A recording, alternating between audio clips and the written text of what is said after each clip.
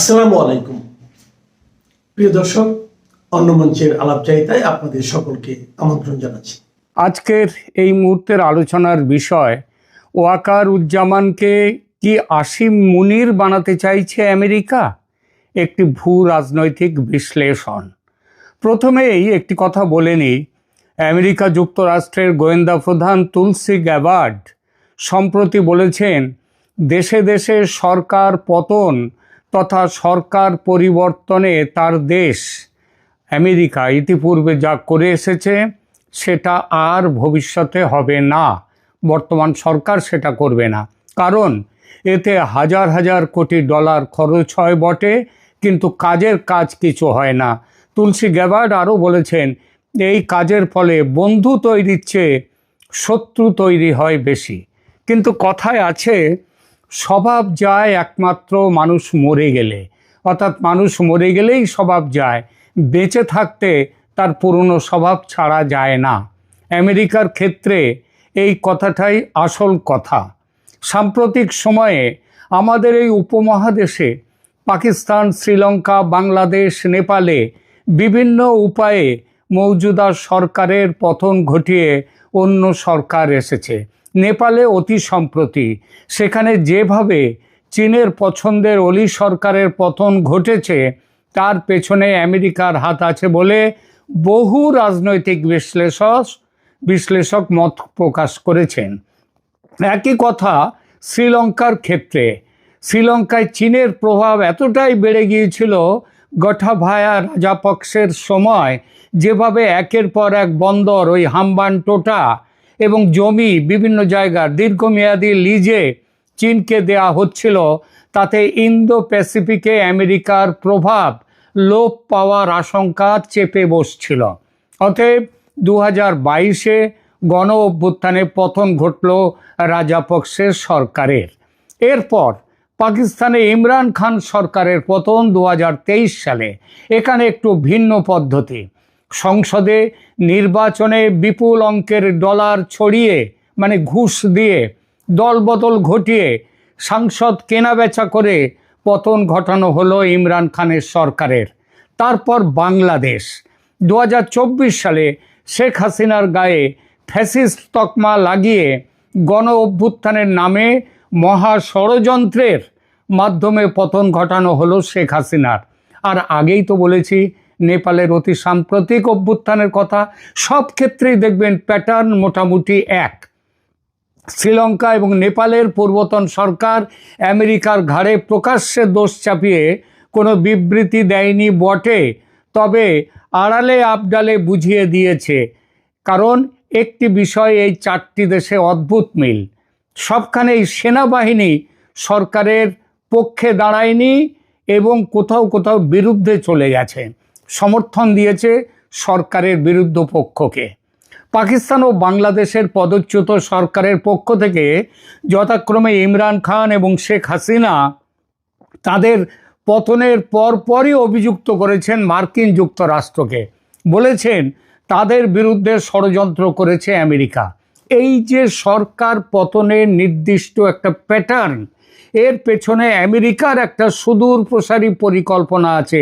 এটা হঠাৎ হুট করে ঘটে যাওয়া কিছু নয়।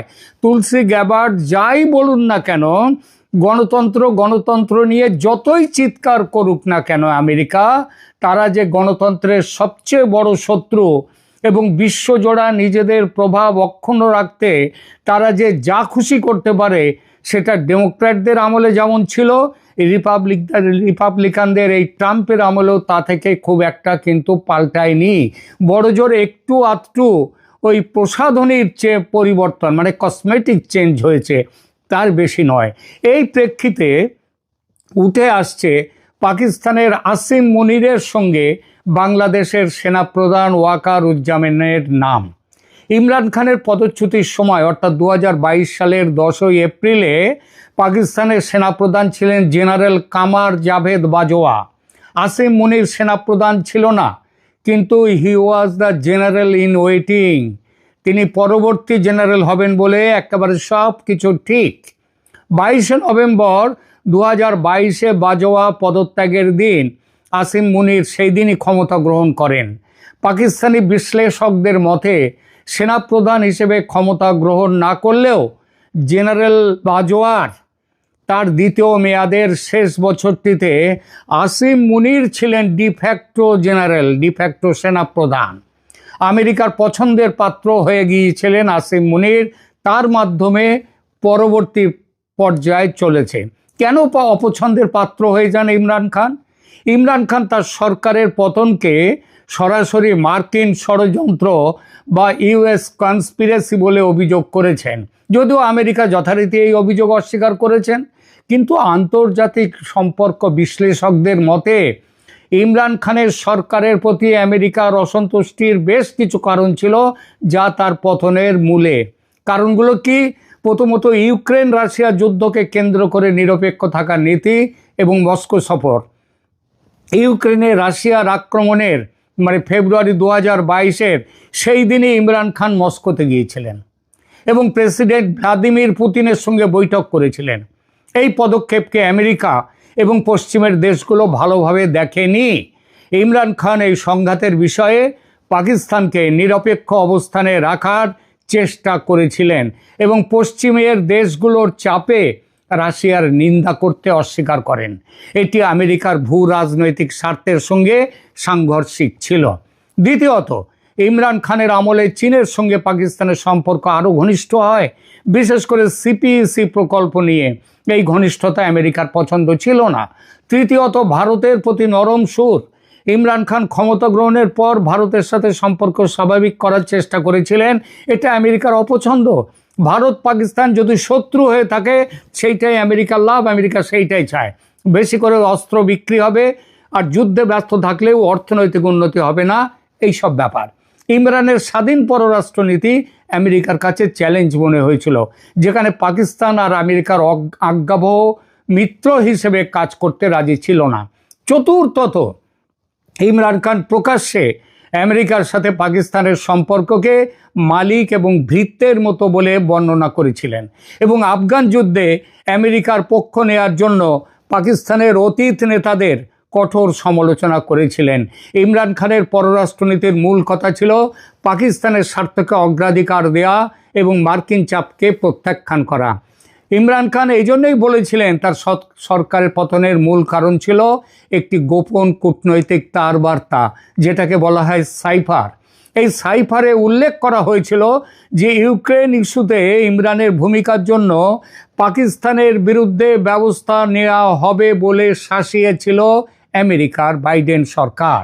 যদি না তাকে অনাস্থা ভোটের মাধ্যমে ইমরানকে অপসারণ না করা হয়, তাহলে পাকিস্তানের বিরুদ্ধে ব্যবস্থা নেওয়া হবে। ইমরান খান সরাসরি তৎকালীন মার্কিন সহকারী পররাষ্ট্রমন্ত্রী ডোনাল্ড লুকে এই ষড়যন্ত্রের মূল হোতা হিসেবে অভিযুক্ত করেন। এবার আসুন শেখ হাসিনার পতনে আমেরিকার ভূমিকা নিয়ে কথায়।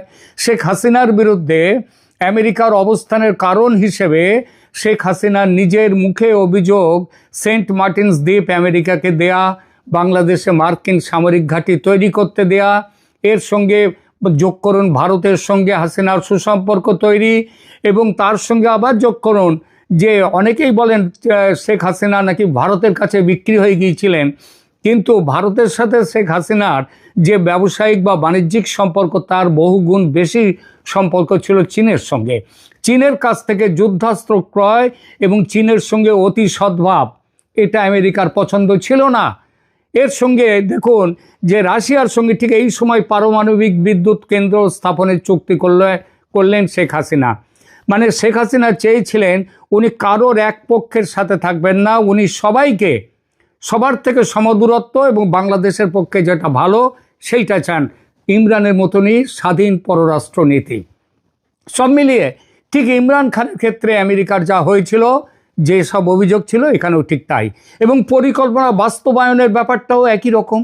পাকিস্তানের সেনাকে দিয়ে করানো হয়েছে, কারণ পাকিস্তানের সেনা ছাড়া কিছুই হয় না।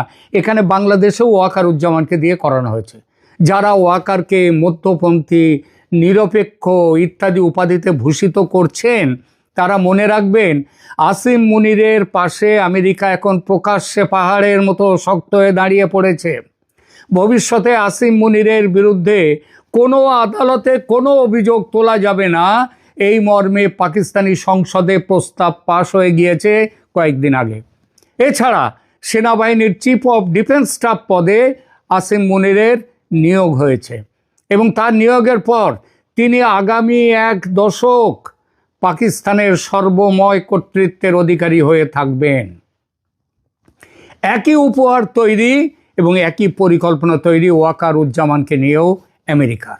ইউনূসের সঙ্গে ওয়াকারের বিরোধ মানুষের চোখে ধুলো দেয়া। জুলাই অভ্যুত্থানের ভূমিকা থেকে ওয়াকারকে ইমিউনিটি দেয়া হবে, সেই জন্যেই অন্যদেরকে নাম দেওয়া হয়েছে। ওয়াকারের নাম কিংবা বর্তমানে সেনার যারা বড় কর্তা তাদের নাম এখনও আসেনি, আসবেও না, এটা লিখে রেখে দিতে পারেন। তিনিও ওয়াকার ইমিউনিটি পাবেন, ভবিষ্যতে তার বিরুদ্ধে কোনো কেস করা যাবে না এবং আমেরিকা তাকে ভবিষ্যতে আসিম মুনিরের মতো ব্যাপক ক্ষমতা দিয়ে পুতুল সরকারের, বাংলাদেশের পুতুল সরকারের মাথায় বসাবে ক্ষমতার মূল কেন্দ্রে। কারণ আমেরিকা ভালোই জানে ভোট হলে দেশে আওয়ামী লীগের সরকার আসবে, যেমন পাকিস্তানের সরকার আসবে ইমরান খানের দল। এটা চায় না আমেরিকা। তাই আসিম মুনিরের বাংলাদেশি সংস্করণ হওয়ার পথে চলেছেন ওয়াকারুজ্জামান। এ পর্যন্ত ওয়াকারুজ্জামান ভালোই খেলেছেন তার তাস। কখনো কখনো ইউনূসের বিরোধিতা করেছেন, আবার ইউনূসের পাশে গিয়ে দাঁড়িয়েছেন। কখনো কখনো যাত্রা দলের বিবেকের মতো বড় বড় কথা বলেছেন, তারপরেই কুম্ভকর্ণের ঘুম ঘুমিয়েছেন। সুতরাং এ পর্যন্ত তিনি ভালোই খেলেছেন তার তাস। দেশের একটা বড় অংশের মানুষ মনে করে, আরে ওয়াকারুজ্জামান উনি নিরপেক্ষ মানুষ, উনি কোনো দিকে নেই।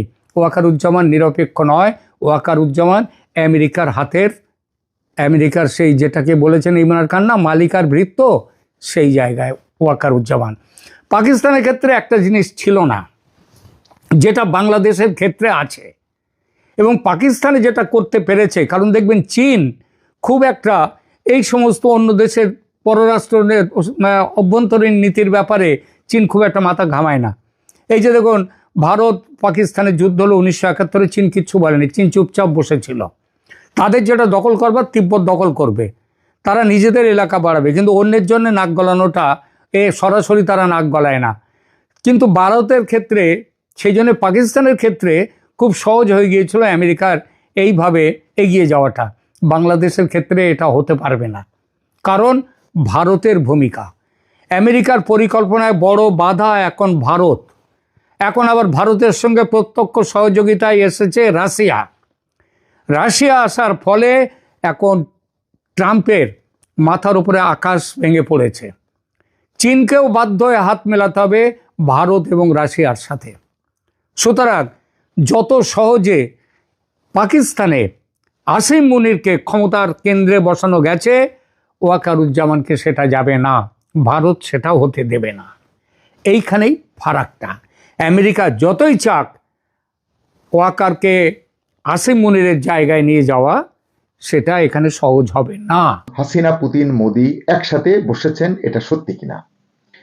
কারণ ইউটিউবে, ফেসবুকে, টিকটকে অনেকেই পুরনো ভিডিও, পুরনো ছবি জোগাড় করে নতুন গল্প বানিয়েছে, এটা অনেকেই দেখেছেন। আজকের ভিডিওতে আসলে এটাই আমি একটু কথা বলবো, এটা নিয়ে বিশ্লেষণ করব। পুতিনের দিল্লি সফর বাংলাদেশের জন্য কোনো বার্তা দিচ্ছে কিনা। প্রিয় দর্শক, সরাসরি বলতে চাই, পুতিন এবং শেখ হাসিনার বৈঠক হয়নি, এমনকি তাদের মধ্যে দেখাও হয়নি। যেটা ছড়ানো হচ্ছে তা পুরোটাই গুজব। যুক্তিগুলো একটু দেখুন। সেগুলো হচ্ছে যে ভারতীয় সরকার বা রুশ সরকারের কোনো অফিসিয়াল ঘোষণায় এমন কোনো তথ্য নেই, মানে এই ধরনের বৈঠক হয়েছে কোনো তথ্য নেই। এ ধরনের বৈঠক যদি হতো তাহলে প্রেস রিলিজ থাকতো, ছবি থাকতো, ভিডিও, বিবৃতি ইত্যাদি থাকতো, কিন্তু কিছুই নেই। এছাড়া আন্তর্জাতিক মিডিয়ায় কোনো রিপোর্টও নেই। রয়টার্স বলুন, AP, Al Jazeera, Indian Express বা ইন্ডিয়ার আরো অনেক মিডিয়া, মানে কোথাও কেউ একটা লাইনও লেখেনি যে Putin meets Hasina in Delhi, হলে কিন্তু এটা তারা লিখতো। তারপরে যে ভিডিওটি দেখছেন সেটি আসলে এখনকার নয়, সেটি 2013 সালের, শেখ হাসিনা যখন রাশিয়া সফর করেছিলেন। অর্থাৎ পুরনো ভিডিও নতুন করে বিভ্রান্তি ছড়াচ্ছে। এটাকে আপনি বলতে পারেন পিওর মিস ইনফরমেশন। সফরের সময়ের কথাটা একবার ভাবুন, তাহলে আপনার কাছে বিষয়টি স্পষ্ট হবে। সেটা কি? পুতিনের শিডিউল ছিল 2 দিনেরও কম। মানে 30 ঘন্টার মতো। এর মধ্যে রাষ্ট্রীয় অনুষ্ঠান, মোদির সঙ্গে লম্বা বৈঠক, ভারতের রাষ্ট্রপতির সঙ্গে বৈঠক, সম্মেলন, ডিনার, বিশ্রাম, মানে আরো কত কি। এসব যদি বাদ দেন তাহলে এক মুহূর্ত কি ফাঁকা থাকে? তাই শেখ হাসিনার সঙ্গে বৈঠকের সম্ভাবনা শূন্য। তাছাড়া এটা প্রোটোকলেও কাভার করে না। এছাড়া কোনো গোপন কূটনীতি চালানোর সময়ও কিন্তু এটা নয়। আপনারা জানেন, বিদেশি কোনো রাষ্ট্রপ্রধান বা সরকার প্রধান ভারত সফরে এলে বিরোধী দলের নেতাদের সঙ্গে বৈঠকের একটা রেওয়াজ আছে। এটি আমাদের দেশেও এরকম রেওয়াজ আছে। কিন্তু পুতিনের সফরে বিরোধী দলের জন্য সময় বরাদ্দ করা হয়নি। এটা নিয়ে কংগ্রেস তো মন খারাপ করেছেই, অনেক সমালোচনা সহ্য করতে হয়েছে মোদী সরকারকে। সেরকম একটা পরিস্থিতিতে শেখ হাসিনার সঙ্গে পুতিনের বৈঠক হবে না, এটাই তো স্বাভাবিক। এছাড়া ভারতের পররাষ্ট্রনীতি এত শিশুসুলভ হয়নি যে পুতিন এসেছে তাই শেখ হাসিনাকে এনে বসিয়ে দিলাম, এরকম কিন্তু নয়। এই সফরটা ছিল আসলে ভারত রাশিয়ার জন্য অত্যন্ত গুরুত্বপূর্ণ একটি সফর, মানে পুতিনের জন্য সফর এবং ভারতের জন্য খুবই গুরুত্বপূর্ণ একটি বিষয়। ব্যবসা বাণিজ্য, সামরিক, পারমাণবিক সহ নানান বিষয়ে ভারত ও রাশিয়াকে অগ্রগতির ধারায় কয়েক ধাপ এগিয়ে দিয়েছে এই সফর। এই সফরের যে সমস্ত আউটকাম আমরা জেনেছি তা থেকে এটি সহজেই বলা যায়। আপনারা জানেন যে ইউক্রেন যুদ্ধের কারণে রাশিয়াকে একঘরে করতে চেয়েছিল মার্কিন যুক্তরাষ্ট্র। তারা সুইফট নিষেধাজ্ঞা চাপিয়ে দিয়েছিল, কিন্তু কাজ হয়নি। উল্টো যুক্তরাষ্ট্রের সেই নিষেধাজ্ঞা ব্যর্থ করতে ভারতের সাথে জোট বেঁধেছে রাশিয়া। ডলার নির্ভর অর্থনীতিকে তুড়ি মেরে উড়িয়ে দিয়ে ভারত এবং রাশিয়া সামনে এগিয়ে গেছে। যাই হোক, যৌথ বিবৃতি দিয়েছেন, আপনারা দেখেছেন, পুতিন এবং মোদি দুজনেই। সেখানে পুতিন বলেছেন ভারতকে নিরবচ্ছিন্ন জ্বালানি সরবরাহ করতে প্রস্তুত রাশিয়া। এই জ্বালানি নিয়ে ডোনাল্ড ট্রাম্প গত কয়েক মাস ধরে কি করছেন এটি আপনারা জানেন। তারপরে বলেছেন প্রতিরক্ষা বিষয়ে উভয় দেশের যে সিদ্ধান্ত তারা নিয়েছেন এই বৈঠকে, সেই সিদ্ধান্তগুলো 64 বিলিয়ন ডলারের দ্বিপাক্ষিক বাণিজ্য, যেটি বর্তমানে এই দুই দেশের মধ্যে হয়, এটিকে 100 বিলিয়ন ডলারে নিয়ে যাওয়ার তাদের পরিকল্পনা এবং প্রতিশ্রুতি। সবচেয়ে বড়, সন্ত্রাসবাদ ইস্যুতে দুই দেশের মানে ভারত এবং রাশিয়া কাঁধে কাঁধ মিলিয়ে চলার প্রতিজ্ঞা করেছে এই সফরের মধ্য দিয়ে। এটি অত্যন্ত গুরুত্বপূর্ণ, কারণ এই অঞ্চলের রাজনীতিতে, পররাষ্ট্রনীতিতে, কূটনীতিতে মূল নিয়ামক হয়ে উঠতে পারে এই ইস্যুটি সামনের দিনগুলোতে। ইন্দো প্যাসিফিক স্ট্র্যাটেজির কথা বলুন বা অন্য কোনো কূটনীতি, সমরনীতি, যাই বলুন না কেন, মার্কিন যুক্তরাষ্ট্রের জন্য এটি আসলে একটি বার্তা। কড়া না সফট এটি সময় বলে দেবে। ভারতকে বাদ দিয়ে যুক্তরাষ্ট্র যে খুব বেশি সুবিধা করতে পারবে না এই অঞ্চলের রাজনীতি, রণনীতি, বাণিজ্য নীতি, যাই বলুন না কেন, পুতিন মোদির যৌথ বিবৃতি সে কথাই কিন্তু স্পষ্ট করে দিয়েছে। আগামীর ভারত বাংলাদেশ সম্পর্কের ক্ষেত্রেও একটা মানে এই যে সফরটি অত্যন্ত গুরুত্বপূর্ণ হয়ে উঠবে বলে মনে করা হচ্ছে। কেন? কারণ ভারত হয়তো বাংলাদেশকে আরো চাপ সৃষ্টির কৌশল নিতে পারে, কারণ সে যখনই রাশিয়ার মতো শক্তিকে পাশে পাচ্ছে এবং মার্কিন যুক্তরাষ্ট্রকে ব্যালেন্স করতে পারছে, তখন কিন্তু তার এই যে চাপ বাড়ানোর বিষয়টি এটি তার জন্য সহজ হয়ে যাবে। রাশিয়ার সাথে তাদের যে প্রতিরক্ষা চুক্তি হয়েছে এরই একটা ইঙ্গিত বলে এটি মনে করা যেতে পারে। পুতিন মোদির বিবৃতিতে আরো জানা গেছে যে দুই দেশ 2030 সাল পর্যন্ত অর্থনৈতিক সহযোগিতার নতুন কর্মসূচি বাস্তবায়নে সম্মত হয়েছে। এই সফরকালে ইউক্রেনের বিষয় নিয়ে তো আলোচনা হয়েছেই। এছাড়া জাতিসংঘ, G20, SCO, ব্রিক্স এবং অন্যান্য বহুপাক্ষিক ফোরামে ঘনিষ্ঠভাবে সংলাপ ও সহযোগিতা অব্যাহত রাখার অঙ্গীকার করেছেন দুই নেতা, ভ্লাদিমির পুতিন এবং নরেন্দ্র মোদী, যা ভবিষ্যতের ভারসাম্যপূর্ণ রাজনীতির পথ প্রশস্ত করবে। তাহলে এক্ষেত্রে বাংলাদেশের জন্য বার্তাটা কি?